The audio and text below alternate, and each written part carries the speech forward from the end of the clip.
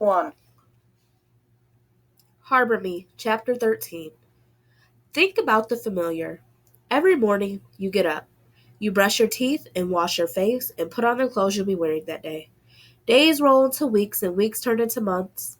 The leaves start falling from trees. A wind comes from the north and makes you shiver so hard your teeth chatter. Every morning, you eat breakfast at school with your friends. You tear into the bagels and slurp up cereal and side-eye the suspicious-looking eggs. You and your friends laugh over silly stuff. Tiago's Santa hat with the white beard attached and the silly faces he makes whenever he wears it. Amari's drawings of dogs with wings, cats with crutches, impossible ice cream sundaes like wishes on paper. Think about what you know. How the mornings always come too quickly and the weekends don't last long enough. How your uncle has always shaved the left side of his face before the right for good luck, from habit, the familiar. The trips to Malone, Taco Tuesday, stories at night, hair day at Holly's house, the familiar. A lady with a tiny black dog leaves her building every morning just as you're leaving yours and she waves you and you wave. But that's the only time you've ever seen her. We knew what we knew. We did what we always done. Then one day, Miss Laverne said, "Put down your pencils and come with me." We left our classroom and walked down the hall to the art room. The familiar popped like a bubble above our heads, but we held tight to our knapsacks and kept on walking. Chapter 14. For the 2 weeks after Halloween, we snuck our candy into the art room, trading and sharing it until our stomachs twisted up from too much chocolate and our tongues burned from Sour Patch Kids and Jolly Ranchers. The half moons beneath Esteban's eyes grew darker, and some days his uniform looked like he'd slept in it. He had left the circle completely, sitting on the windowsill and staring out into the schoolyard. One Friday, just as we entered the art room, without saying a word, Ashton and Amari started moving our desks. They arranged them around Esteban at the window. None of us said anything, but Esteban looked up, then he smiled. We took our seats in the new circle like it was just a regular Friday, but the circle was a little smaller now, our chairs closer together. We were closer together. Amari pulled out his sketchbook and started drawing. Then, just as quickly, he snapped it shut.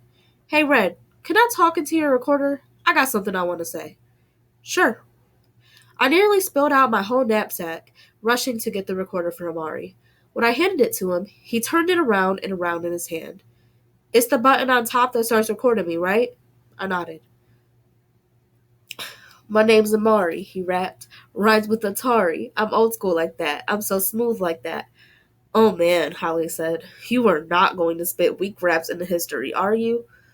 Amari looked like he was ready to say something back to her. Then he sat up, his lips pressed together. "Wait a minute," he said slowly. 20 years, we all meet back in this room, and you can play this for us. My voice is already changing, so let me catch it like it is." He smiled. "Your voice is so not changing," Holly said. "Keep dreaming." Amari rolled his eyes at her. "Jealous, that's all you are." "Nope, believe it or not, I don't want my voice to change. Sweet and fine the way it is." The other guy smiled, but Amari just looked at Holly. She stared back. "Why don't you two get married and get it over with?" Ashton said. Both Amari and Holly made gagging sounds, but my stomach double flipped and landed. Hard. No. They hated each other. No, Ashton was wrong, but then I saw the edges of Holly's lips turn up. "Whatever," Amari said, turning back to me. "If it was cool with Esteban, I'm good. Just don't play it for nobody but us. 20 years from now, we all meet right back here in this room, the six of us." "That would be cool," Tiago said. "Yeah," Esteban agreed. "That'd be nice. We'd be old enough." "Red's gonna be the first one I recognize," Amari said. I smiled. 20 years seemed like 100 years. I couldn't even imagine a room without the six of us in it. One day, we wouldn't be in Miss Laverne's class, but Amari would recognize me. Esteban had stopped smiling. So had the others. "It's strange to imagine us not together anymore," Ashton said. "I know it hasn't been that long, but—" "Yeah, but still," Amari said. "So let's make it a promise." Holly slapped both hands down on the arm of the desk. 20 years from now, no matter where we're living, no matter what, we'll meet back here in the art room. "Kick any little kids in here out," Ashton said, "because we were here first." Amari held up the recorder. And Red will bring this and we'll all listen to ourselves. I nodded. The green light on the recorder was still on. It's recording us, I said. That's cool, Amari said. You think you can hold on to this thing for 20 years? Yeah. It sounds corny, Ashton said. But it sounds really cool too. Because mostly, when you move away from someplace, you don't see the people again and you don't even remember what they sound like. He got quiet, looked down into his lap and sighed. It was such a deep and heartbreaking sound. A sound I knew wouldn't sound any less sad over the years.